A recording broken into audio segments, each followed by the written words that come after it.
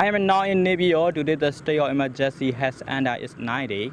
Myanmar will conduct friendly cooperation with all countries, while the country's foreign policy will not change, Commander-in-Chief of Defense Services Senior-General May said on Monday. In his first televised message to the public after the declaration of a one-year state of emergency, he said that during the period there will be no change in politics, executive and economic policy, and Myanmar will continue its current political path. Myanmar, in his capacity as chairperson of State Administration Council, reiterated a 5-point roadmap to be implemented during the state of emergency. Another roadmap, the Union Election Commission, which was recently reformed, has been reviewing the electoral process of last year's general election, he said. The ongoing preventive measures against COVID-19 will continue to be implemented without losing momentum, while emphasis will be put on distributing vaccines all over the country. Arrangements are being made to help the businesses which were affected by COVID-19, the Commander-in-Chief said, calling for investment from both home and abroad.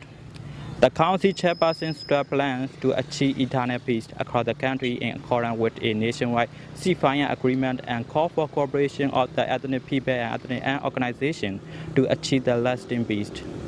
The Council will hold free and fair general elections, and the power of the state will be handed over to the political parties which win the elections in line with democracy standards after tests were accumulated under the state of emergency, he said. The country declared the state of emergency after President Win Myint and State Councillor Aung San Suu Kyi were detained by the military on February 1st. The military has demanded the postponement of new parliamentary sessions, citing massive voting fraud in the November 2020 elections, which saw the National League for Democracy win a majority of seats in both houses of parliament.